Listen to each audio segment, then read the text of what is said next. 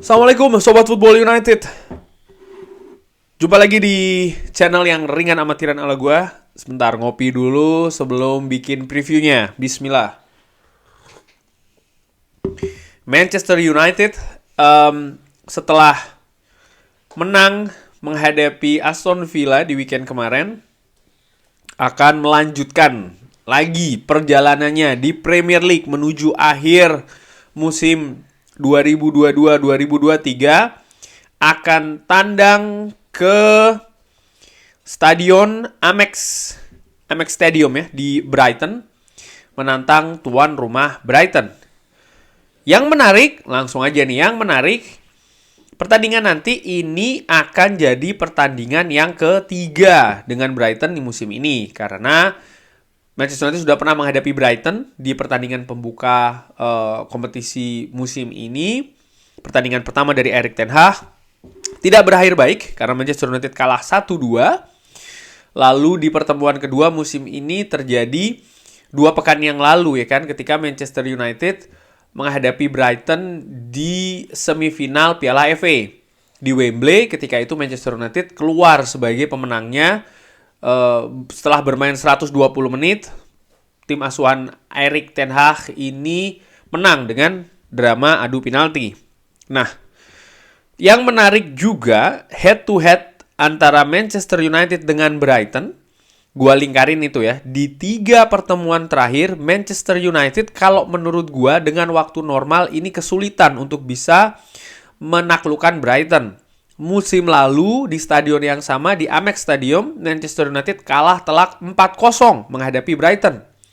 Di pertandingan pembukaan musim ini di Old Trafford, tadi gue udah bahas ya, kalah 1-2. Dan ketika bermain menghadapi Brighton di Wembley, Manchester United di waktu normal ini kan seri 0-0, bahkan setelah perpanjangan waktu juga tetap seri, baru menang setelah adu penalti.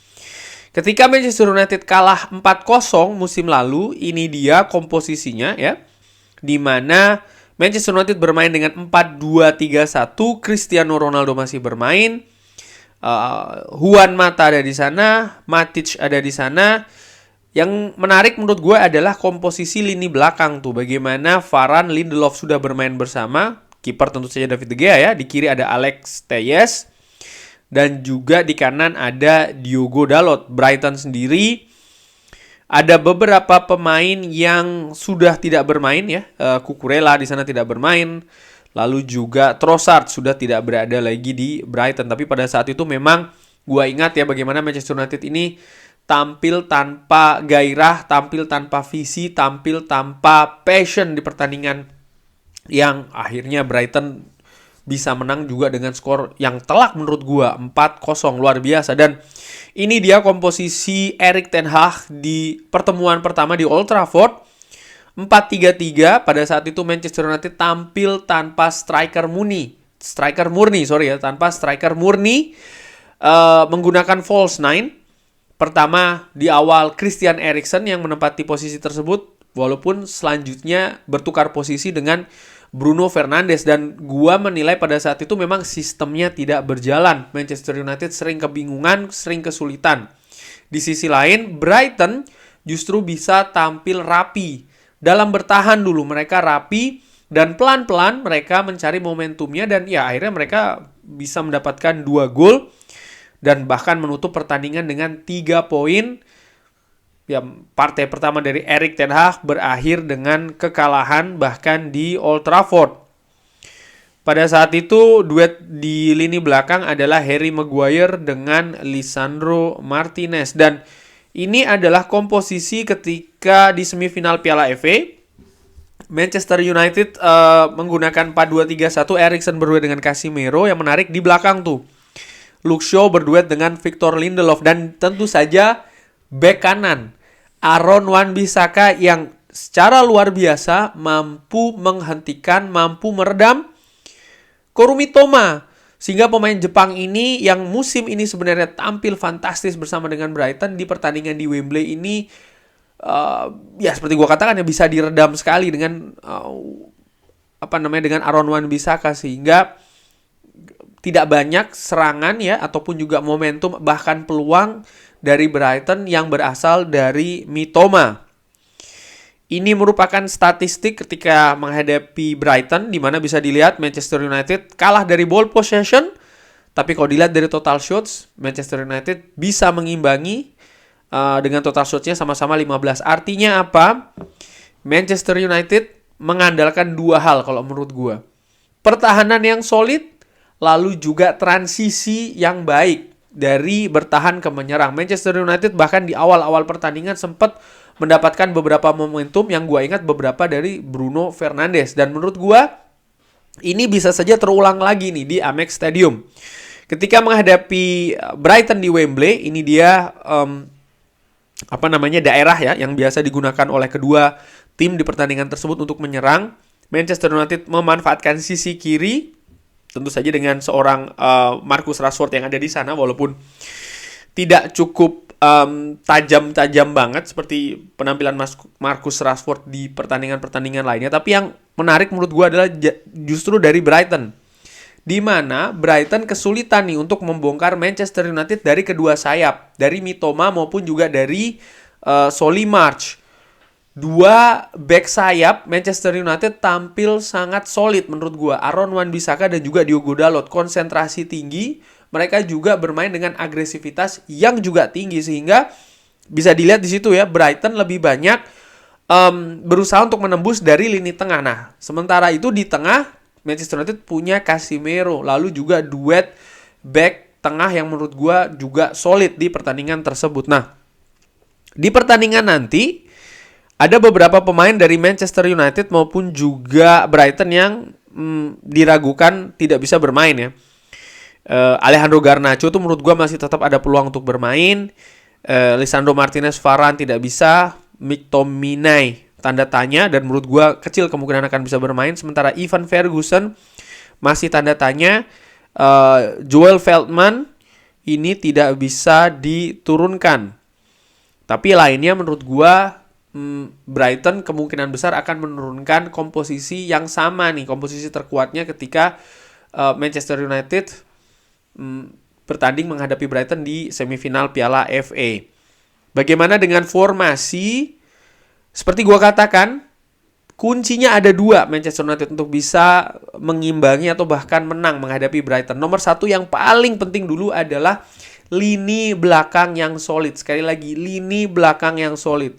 Manchester United di Wembley luar biasa mampu tampil sangat solid lini belakangnya, sehingga ya Brighton yang di beberapa pertandingan terakhir bisa secara konsisten mencetak gol terhenti di Wembley. Musim lalu bahkan di stadion yang sama Manchester United kebobolan 4 ya.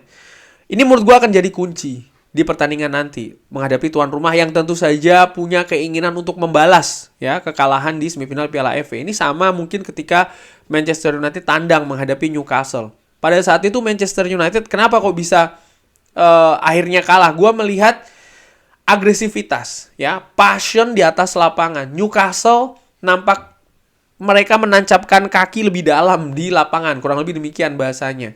Sementara Manchester United justru tidak bisa mengimbangi. Bahkan inisiatif itu sangat-sangat dikendalikan oleh Newcastle. Ini tidak bisa terjadi di pertandingan nanti menghadapi Brighton di Amex Stadium. Secara kualitas menurut gua Manchester United punya kapasitas untuk bisa mengimbangi atau bahkan mengungguli tuan rumah. Hanya saja seperti yang gua singgung ya, mendekati akhir musim, faktor mental, faktor karakteristik ini juga bermain sangat besar di pertandingan-pertandingan akhir. Dan gua berharap Manchester United lini belakangnya bisa solid. Dengan bagaimana solid itu? Dengan tampil fokus. Jangan jangan hilang fokus lah, karena sering sekali hilang fokus itu berujung dengan kesalahan-kesalahan. Dan di pertandingan yang ketat ya menuju akhir musim ini, kesalahan sedikit saja bisa merubah hasil pertandingan yang efeknya tentu saja tidak bagus bagi Manchester United. Dan mengenai komposisi pertandingan atau formasi, gua menginginkan ya Erik ten Hag menurunkan tetap 4-2-3-1. Di kanan Aaron Wan-Bissaka. Ini gua berharap Aaron Wan-Bissaka yang disimpan di pertandingan sebelumnya bisa tampil di pertandingan ini dan bisa mengulangi lagi apa yang dilakukan ketika menjaga Mitoma.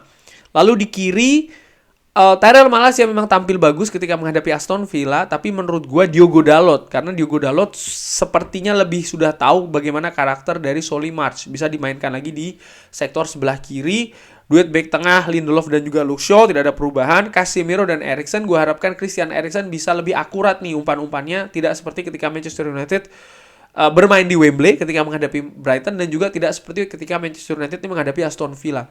Casemiro tampil luar biasa ketika menghadapi Aston Villa, bahkan lebih baik penampilannya menurut gue ringan amatiran daripada ketika Casemiro bermain menghadapi Brighton. Dan gue harapkan Casemiro yang menghadapi Aston Villa ini bisa berulang lagi di Amex Stadium. Dan di tiga gelandang serang, Anthony ya di kanan, Bruno Fernandes, Jadon Sancho di kiri, dan di depan Marcus Rashford. Jadi Anthony Martial duduk di bangku cadangan dulu. Di semifinal Anthony Martial dimainkan duluan ya, dan menurut gua ada beberapa momentum sedikit peluang tidak bisa dimanfaatkan oleh Anthony Martial, dan gua harapkan dengan mengganti Anthony Martial dengan Marcus Rashford, dan juga posisi Marcus Rashford ditempati oleh Jadon Sancho, bisa menambah daya gedor dari Manchester United.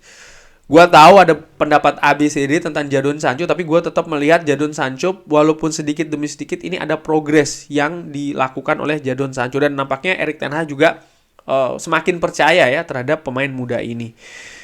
Bagaimana dengan skor? Sebelum gue ke skor, gue ingin memperlihatkan ini bagaimana rekor Brighton bermain di Amex Stadium, terutama setelah Piala Dunia. Mereka hanya kalah 2 kali ketika menghadapi Arsenal dan juga ketika menghadapi Fulham.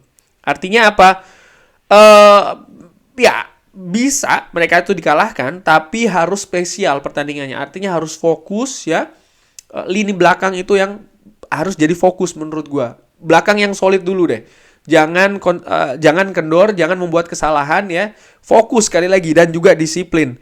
Pertandingan-pertandingan lainnya menghadapi Bournemouth, Liverpool, West Ham, Crystal Palace, Wolverhampton di pertandingan terakhir bahkan kalah dengan skor telak 6-0. Dan ketika menghadapi Fulham, ini yang gue katakan ya, Fulham tampil dengan solid di lini pertahanan. Expected goals, Brighton 2,3, tapi mereka 0 mencetak golnya. Ball possession, unggul telak 65%, 35%. Goal attempts, Brighton 21 kali, dan Fulham hanya 5 kali. Dan dari 5, Fulham bisa mencetak 1 gol. Jadi menurut gue, lini pertahanan dulu nih, yang sekali lagi yang harus solid ya, baru sambil melihat peluang untuk melakukan transisi yang cepat dan juga tajam. Dan menurut gue Manchester United di beberapa pertandingan bisa nih melakukan sebenarnya transisi yang rapi dan juga yang tajam. Dan gue harapkan ini bisa diulangi di kandang Brighton. Walaupun demikian, gue memprediksi skornya adalah 0-0. Dan menurut gue 0-0 ini sudah, kalau seandainya bisa terjadi ya. Oh sorry.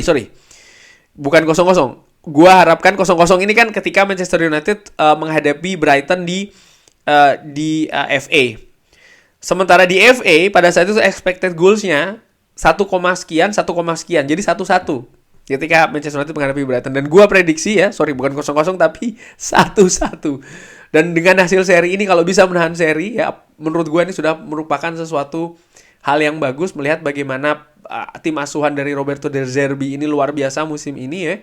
Dan mereka tentu saja punya motivasi bukan hanya membalas kekalahan di Piala FA, tapi juga bagaimana terus menjaga peluang Brighton bisa tampil di Eropa musim depan. Sesuatu yang untuk klub sekelas Brighton menurut gue sesuatu yang sangat-sangat mewah sekali. Kurang lebih demikian preview bagaimana menurut Sobat Football United. Ada pendapat, saran, apapun itu, formasi, perkiraan skor, drop di kolom komen. Terima kasih sudah menyaksikan. Jangan lupa like, subscribe. Wassalamualaikum warahmatullahi wabarakatuh.